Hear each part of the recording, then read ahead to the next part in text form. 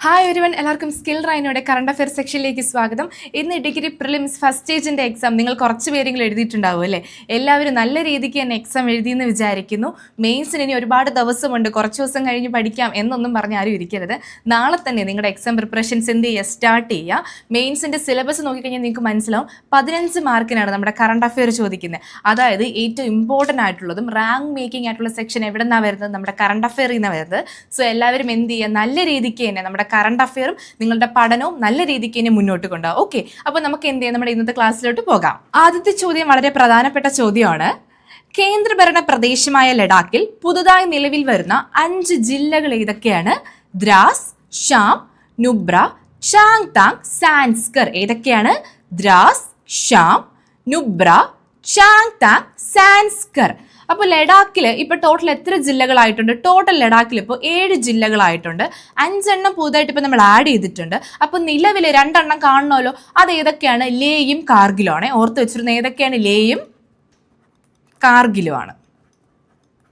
Okay, അപ്പോൾ കേന്ദ്രഭരണ പ്രദേശമായ ലഡാക്കിൽ പുതുതായി നിലവിൽ വരുന്ന 5 ജില്ലകൾ ഏതൊക്കെയാണ്? ദ്രാസ്, ഷാം, നുബ്ര, ചാങ്താങ്, സാൻസ്കർ. അപ്പോൾ ടോട്ടൽ ലഡാക്കിൽ എത്ര ജില്ലകളായി? 7 ജില്ലകളായി. മുന്നേ ഉണ്ടായിരുന്നില്ല. നിലവിലുള്ള ഏതൊക്കെയാണ്? ലേയും കാർഗിലും ആണ്. ഓക്കെ, അടുത്ത ചോദ്യം.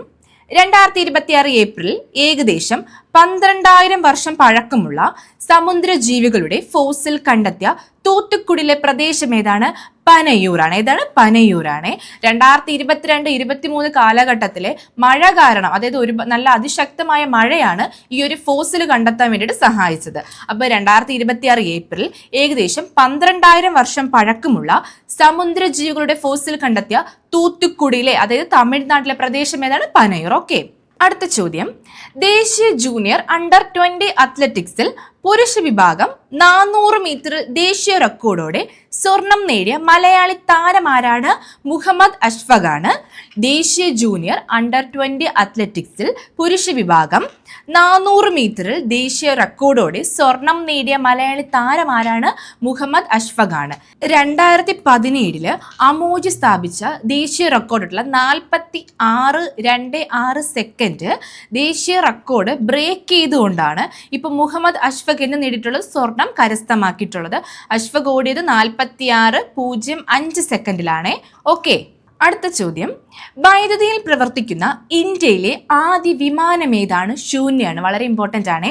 വൈദ്യുതിയിൽ പ്രവർത്തിക്കുന്ന ഇന്ത്യയിലെ ആദ്യ വിമാനത്തിന്റെ പേരെന്താണ്? ശൂന്യാണ്. ഇത് ആരാണ് വികസിപ്പിച്ചെടുത്തത്? ബാംഗ്ലൂരു ആസ്ഥാനമായ എയ്റോസ്പേസ് സ്റ്റാർട്ടപ്പ് സർല ഏവിയേഷനുമായി ആസ്റ്റർ മെഡിസിറ്റിയും സിയാലും ചേർന്നാണ് വിമാനം വികസിപ്പിക്കാനുള്ള ധാരണയിലെത്തി. അപ്പോൾ ആരൊക്കെ ചേർന്നാണ് ഇത് വികസിപ്പിച്ചത്?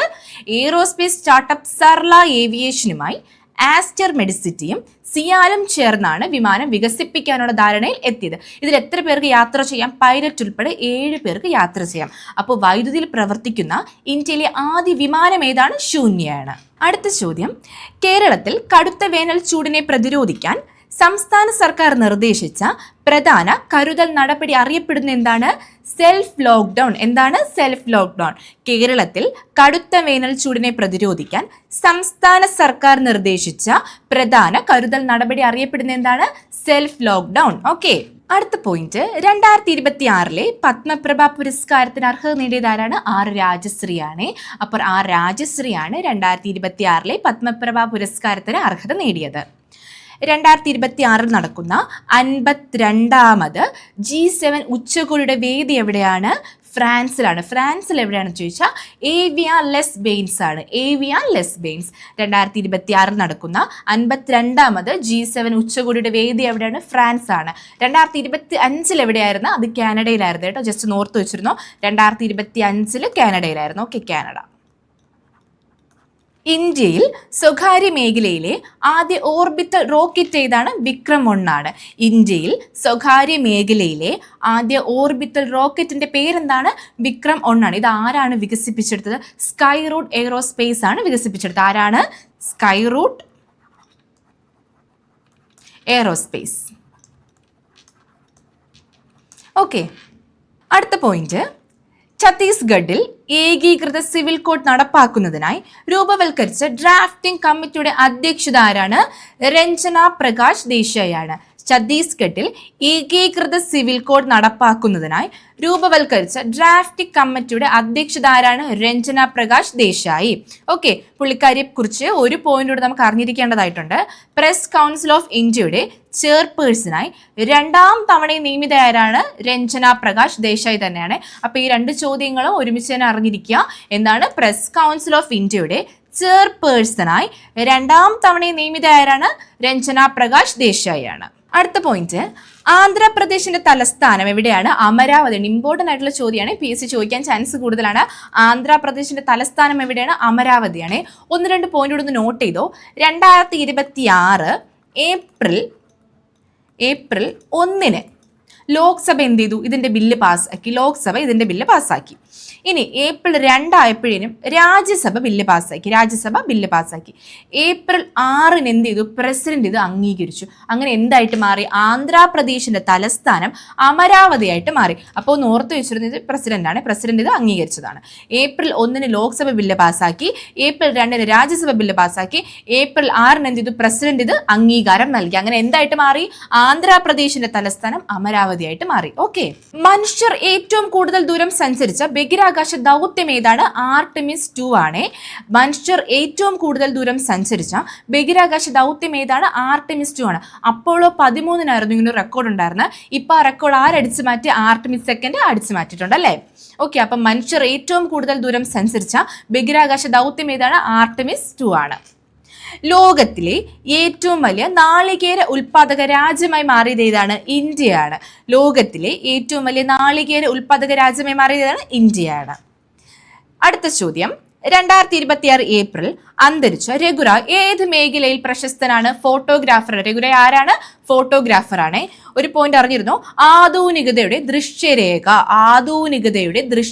എന്നാണ് റായുടെ ഫോട്ടോഗ്രാഫുകൾ അറിയപ്പെടുന്നത്. പുള്ളിക്കാരന് 1972 എന്ത് ലഭിച്ചിട്ടുണ്ട്? പത്മശ്രീ ലഭിച്ചിട്ടുണ്ട്.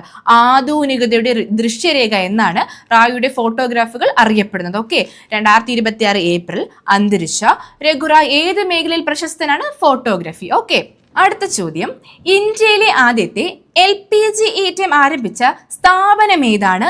Bharat petroleum corporation limited. ഇന്ത്യയിലെ ആദ്യത്തെ LPG ATM ആരംഭിച്ച സ്ഥാപനം ഏതാണ്? Bharat petroleum corporation limited. ഇത് എവിടെയാണ് സ്ഥാപിച്ചത്?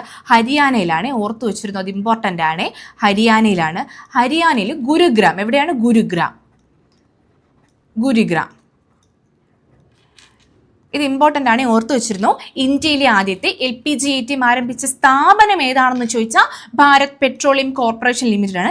എവിടെയാണെന്ന് ചോദിച്ചാൽ ഹരിയാനയിലാണ്. ഹരിയാനയിൽ ഗുരുഗ്രാം. ചെറുകിട നിയമലംഘനങ്ങളെ ക്രിമിനൽ കുറ്റങ്ങളിൽ നിന്നും ഒഴിവാക്കി ശിക്ഷ ലഘൂകരിക്കുന്നതിനായി കേന്ദ്ര സർക്കാർ പാസാക്കിയ ബില്ല് ഏതാണ്? ജൻവിശ്വാസ്. എന്താണ്? ചെറുകിട നിയമലംഘനങ്ങളെ ക്രിമിനൽ കുറ്റങ്ങളിൽ നിന്നും ഒഴിവാക്കി ശിക്ഷ ലഘൂകരിക്കുന്നതിനായി കേന്ദ്ര സർക്കാർ പാസാക്കിയ ബില്ല് ഏതാണ്? ജൻവിശ്വാസ്. അടുത്ത പോയിന്റ്, ലോകാരോഗ്യ സംഘടനയിൽ നിന്ന് പിന്മാറിയ തെക്കേ അമേരിക്കൻ രാജ്യം ഏതാണ്? അർജന്റീനയാണ്. ലോകാരോഗ്യ സംഘടനയിൽ നിന്ന് പിന്മാറിയ തെക്കേ അമേരിക്കൻ രാജ്യം ഏതാണ്? അർജന്റീന. 2026 ഏപ്രിൽ കമ്മീഷൻ ചെയ്ത ഇന്ത്യയുടെ 3ാമത്തെ Arihant class nuclear powered ballistic missile അന്തർവാഹിനി ഏതാണ്? INS അരിതാനാണ്. 2026 ഏപ്രിലിൽ കമ്മീഷൻ ചെയ്ത ഇന്ത്യയുടെ 3ാമത്തെ Arihant class nuclear powered ballistic missile അന്തർവാഹിനി ഏതാണ്? INS അരിതാനാണ്. ഓർത്തു വെച്ചിരിക്കണേ ഇത്. തകഴി മെമ്മോറിയൽ ഫൗണ്ടേഷൻ നൽകുന്ന തകഴി സ്മാരക പുരസ്കാരത്തിന് അർഹനായ മുൻ ഗോവ ഗവർണർ ആരാണ്? PS ശ്രീധരൻ പിള്ളയാണ്. തകഴി മെമ്മോറിയൽ ഫൗണ്ടേഷൻ നൽകുന്ന തകഴി സ്മാരക പുരസ്കാരത്തിന് അർഹനായ മുൻ ഗോവ ഗവർണർ ആരാണ്? PS ശ്രീധരൻ പിള്ള. ഇതിന്റെ ഒപ്പം ഒരു പോയിന്റ് കൂടെ നോട്ട് ചെയ്ത് വെച്ചോ. നമുക്ക് ഒരു പുരസ്കാരം കൂടെ പഠിക്കാനാണ്. തകഴി സേവനാശ്രീ പുരസ്കാരം ലഭിച്ചത് ആർക്കാണ്? ഷംസുദ്ദീൻ പാലേരിക്കാണ്. തിരിഞ്ഞു പോരുത്. തകഴി സേവനാശ്രീ പുരസ്കാരം ആർക്കാണ് ലഭിച്ചത്? ലഭിച്ചത്? ഷംസുദ്ദീൻ പാലേരി.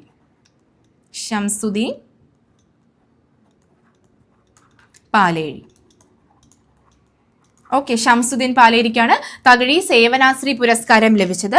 തകഴി സ്മാരക പുരസ്കാരം ലഭിച്ച മുൻ ഗോവ ഗവർണർ ആരാണ്? PS ശ്രീധരൻ പിള്ള. തിരിഞ്ഞു പോലെ. അടുത്ത ചോദ്യം, ഭാരതീയ ഭാഷാ പരിഷത്തിന്റെ യുവ പുരസ്കാരത്തിന് അർഹനായത് ആരാണ്? ജിൻഷ ഗംഗയാണ്. ഭാരതീയ ഭാഷാ പരിഷത്തിന്റെ യുവ പുരസ്കാരത്തിന് അർഹനായത് ആരാണ്? ജിൻഷ ഗംഗ. ഇതിന് 51,000 രൂപയാണ് ഇതിന്റെ പുരസ്കാരത്തിന്റെ തുക എന്ന് പറഞ്ഞു കഴിഞ്ഞാൽ. ഓട എന്ന് പറയുന്ന കഥാസമാഹാരത്തിനാണ് ജിൻഷ ഗംഗയ്ക്ക് ഈ ഒരു പുരസ്കാരം ലഭിച്ചത്. ഏതാണ്? ഓട. ഓക്കെ, അപ്പൊ ഭാരതീയ ഭാഷാ പരിഷത്തിന്റെ യുവ പുരസ്കാരത്തിന് അർഹത നേടിയതാണ് ജിൻഷ ഗംഗ. ഇനി നമുക്ക് കുറച്ച് പ്രധാനപ്പെട്ട പദ്ധതികൾ നോക്കാം. PSCയുടെ ഫേവറേറ്റ് ടോപ്പിക്കാണ് പദ്ധതികൾ. ഈ പദ്ധതികൾ ചോദിക്കാത്ത PSCയുടെ ഒരു ചോദ്യ പേപ്പറുകൾ എന്ത് ചെയ്തില്ല, കാണത്തില്ല. സോ എല്ലാവരും എന്ത് ചെയ്യുക, നല്ല രീതിക്ക് തന്നെ ഈ ഒരു ടോപ്പിക്ക് പഠിച്ചിരിക്കാം. മുതിർന്ന പൗരന്മാരുടെ മാനസിക ആരോഗ്യം മെച്ചപ്പെടുത്തുന്നതിനായി സാമൂഹ്യ നീതി വകുപ്പ് ആവിഷ്കരിച്ച പദ്ധതിയാണ് സല്ലാപം പദ്ധതിയാണ്. ഇതാണ് സല്ലാപം. മുതിർന്ന പൗരന്മാരുടെ മാനസിക ആരോഗ്യം മെച്ചപ്പെടുത്തുന്നതിനായി സാമൂഹ്യ നീതി വകുപ്പ് ആവിഷ്കരിച്ച പദ്ധതിയാണ് സല്ലാപം പദ്ധതി. ഓക്കെ, അതായത് ഒറ്റപ്പെടലും തോന്നിക്കഴിഞ്ഞാൽ ഇവർക്കൊരു നമ്പർ എടുത്തിട്ടുണ്ട്, അതിൽ വിളിച്ചിട്ട് ഈ വയസ്സായ ആൾക്കാർക്ക് എന്ത് ചെയ്യാം, സംസാരിക്കാനായിട്ട് കഴിയും. അപ്പൊ അതിന് വേണ്ടിയിട്ട് ആവിഷ്കരിച്ചൊരു പദ്ധതിയാണ് സല്ലാപം പദ്ധതി. HLL ലൈഫ് കെയർ ലിമിറ്റഡിന്റെ സൗജന്യ മെൻസ്ട്രൽ കപ്പ് വിതരണ പദ്ധതിയാണ് തിങ്കൾ. അപ്പൊ തിങ്കൾ എന്താണ്? HLL life limited care. അപ്പം തിങ്കൾ പദ്ധതി എന്താണ്? HLL ലൈഫ് കെയർ ലിമിറ്റഡിന്റെ സൗജന്യ മെൻസ്ട്രൽ കപ്പ് വിതരണ പദ്ധതിയാണ് തിങ്കൾ. അടുത്ത പോയിന്റ്, കാലാവസ്ഥാ വ്യതിയാനത്തിന് അനുസൃതമായ രീതി അവലംബിച്ച് കാർഷിക വരുമാനം വർദ്ധിപ്പിക്കുന്നതിനായി കൃഷി വകുപ്പ് രൂപം നൽകിയ പദ്ധതി ഏതാണ്? കേരയാണ്. ഇമ്പോർട്ടന്റ് ആണ് ഈ ചോദ്യം.